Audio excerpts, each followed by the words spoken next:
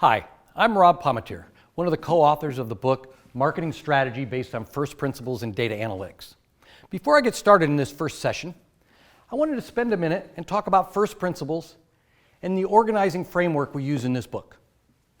First principles are defined as the foundational concepts or assumptions on which a theory, system, or method is based, just like Newton's laws of gravitational attraction, first laws of thermodynamics. It tries to break it down into the fundamental units. Our premise in this book is that marketing, most of marketing strategy, revolves around solving four problems. And these four problems or issues are first principles. Go through each one of those. The first one, all customers differ, represented by this pie diagram with customers broken into different segments.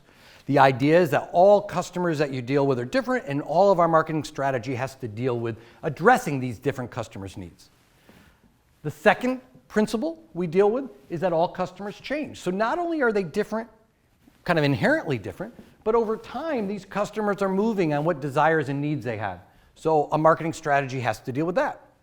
The third principle, even if you do the first two completely correct, you solve them, if you will, and you're making lots of sales and profits, competitors will come after you. Competitors are going to react. Every strategy you do, competitors are going to react. So the third principle we have to deal with is recognizing that all competitors will react. The fourth principle that we have to deal with is after we address these three, when we execute our marketing strategies, we have fixed resources. All resources are limited. So we have to manage these resource trade-offs. So our premise is that most of marketing strategy is around solving these four first principles, or these four marketing problems. And so we organize the book and all the frameworks, processes, and analysis tools around solving these four principles. The idea would be you're sitting in a conference room a year or two from now and you have a marketing problem. What you can do is you can write these four principles across the whiteboard and work at how are we addressing each of them. And what we're going to spend as we work through all these different sessions is how best to solve each of these four principles. So our argument is this. First principles approach argues that the market strategy is the pursuit of solutions to four fundamental marketing problems and organizes all the frameworks, processes, and analyses to solve these problems. That's really the essence of taking a first principles approach. Is we say these four are important. So rather than just give you examples and say, oh, look at how this firm made a lot of money, look at how this firm made a lot of example, we're going to try to make it so it's very clear on how to understand these four situations and develop a marketing strategy. So here's a little review, very similar to what I just spoke of. Market principle one is all customers different. We want to manage customer heterogeneity. That's the techniques we're going to show you and how to deal with that problem. The second one is all customers change. And we're going to deal with how do you manage customer dynamics? How do you manage customer dynamics? As customers change over time, what do you do? Firms do a lot to solve that problem. Third, all competitors react. And the way we're going to deal with that is we're going to manage our sustainable competitive advantage. And I'll often use an abbreviation for that. I'll call that SCAs.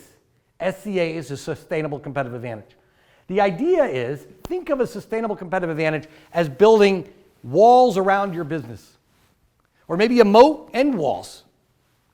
You're trying to protect your business because if you're successful, you know competitors are going to come after you. And you want to have some way to repel them. And we're going to talk more. So you know competitors are going to react. This is how you build your barriers. Fourth, after you do all these, you're going to have to make some decisions, and these decisions take money. But you only have a fixed number of resources. So we want to understand how do you best manage these resource trade-offs. Each one of these is going to be a chapter in the book, and we're going to have a session on it. Now the question might be, well, how do these four fit together?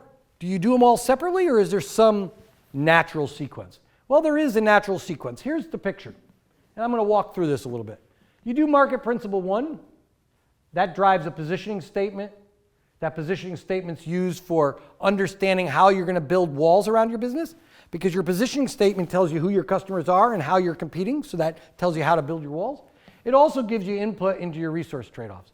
Market principle two on customer dynamics gives you positioning and strategy statements around acquisition, expansion, and retention. This one's for the whole market. This one's for your existing customers only. They also feed into how you're going to build sustainable competitive advantage and how you make resource trade-offs. Out of your sustainable competitive advantage or how all competitors react box, you come out with your BOR strategies.